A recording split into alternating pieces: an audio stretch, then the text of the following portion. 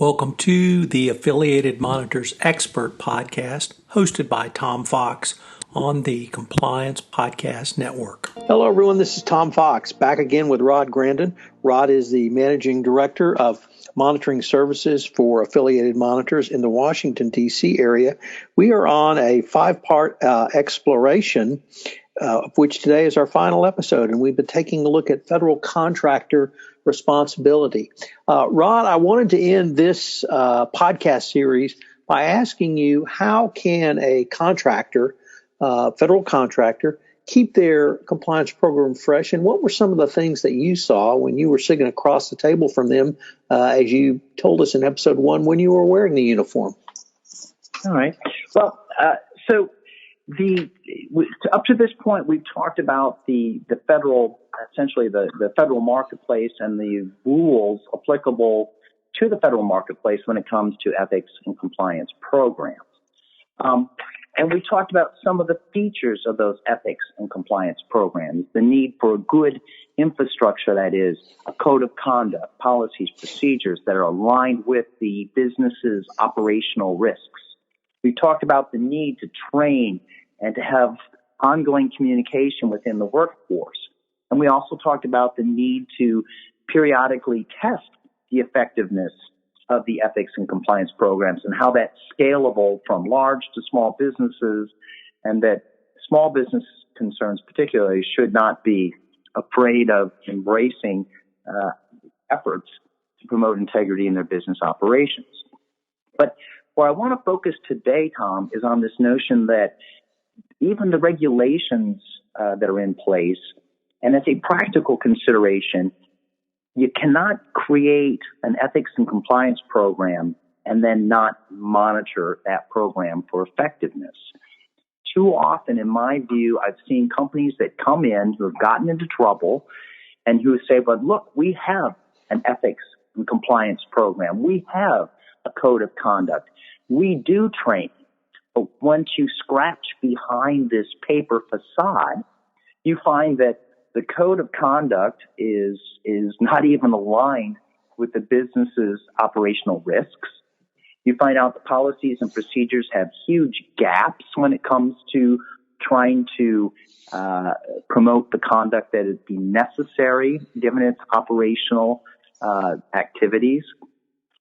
And you find that the training is a terrible exercise that, frankly, angers the workforce rather than educates or motivates the workforce. This stuff quickly falls apart. So the challenge for businesses is to not only create, but to sustain these programs. And a big piece of sustainment is to ensure that there are periodic reviews, whether done in-house or done by external sources. Now, I turn at this point, again, to the regulation that is in place. As I mentioned in earlier podcasts, for those federal contracts over $5.5 million with over 120 days performance that are not acquisitions for commercial items and where the contractor is not a small business concern, part of the requirement for an ethics compliance program is that the contractor will conduct periodic reviews of the company's business practices, procedures, policies, and internal controls for compliance with the contractor's code of business ethics and conduct and the requirements associated with federal contracting. And these reviews include monitoring and auditing and periodic evaluation of the effectiveness of the infrastructure and the efforts that are in place, and also being aware of the operational risk, knowing what the business risks are so that policies, procedures, and so forth internal controls can be aligned to address and ideally mitigate or reduce the impact of misconduct in the workforce. But it comes down to the need to be constantly diligent in ensuring that whatever's been put in place is effective. Now, contractors can conduct these reviews internally, and some do quite a good job of this. And that requires that they go in and assess the effectiveness of the organizational structure? What are the reporting lines? Does the compliance officer have access to the senior executives? Does the compliance officer have access to the board of directors? Are there regular reports that go back and forth? Is the compliance officer and the compliance team a part of daily business operations? The last thing you want is for your compliance people to be what I call the bubble people, where they float in once a year, provide training, do their thing, and then they float away until next year. That would be bad. Businesses should be periodically reviewing the adequacy and the completeness of the code of ethics and business conduct and other policies and procedures. Again, business risks are constantly shifting. They shift when the laws change. They shift when businesses move to new markets, when businesses adopt different objectives, or there's a merger, there's an acquisition. Again, changing workforce dynamics. The risk environment is constantly changing, and this infrastructure, policies, procedures, and approach for promoting ethics and compliance have to be kept fresh. There's a need to make sure that the training that is being provided is effective, whether it's formal or informal, to make sure that there's some sort of a feedback loop. Companies must assess whether they have enough options for reporting potential misconduct, whether it's through the chain of command, whether it's directly to senior executives, or whether it's through anonymous reporting. Are businesses checking to make sure that their anonymous reporting services are functioning properly? And then also taking a look at a very objective look at how does the company respond when there is a potential concern, when potential or suspected misconduct occurs. Is the company looking at it? Is it if they identify a problem, are they getting to the root cause?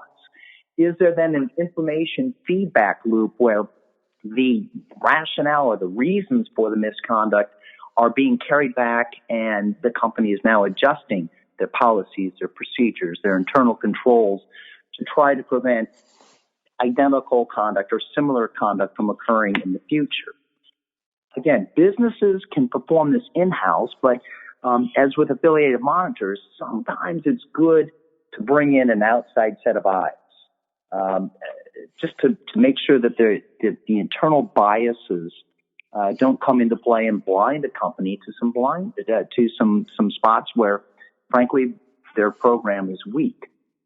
The point is, whether it's done in-house or whether it's done by an external focus, it must be an objective review, as objective as possible. Again, sometimes doing this in-house, if you tell an ethics compliance officer to basically review and report on the success of their program, there may be a vested interest there to say it's all good and smiles, when in fact there could be serious problems. So companies have to determine whether circumstances warrant bringing in that outside, independent and objective source for trying to assess periodically the effectiveness of the ethics and compliance program.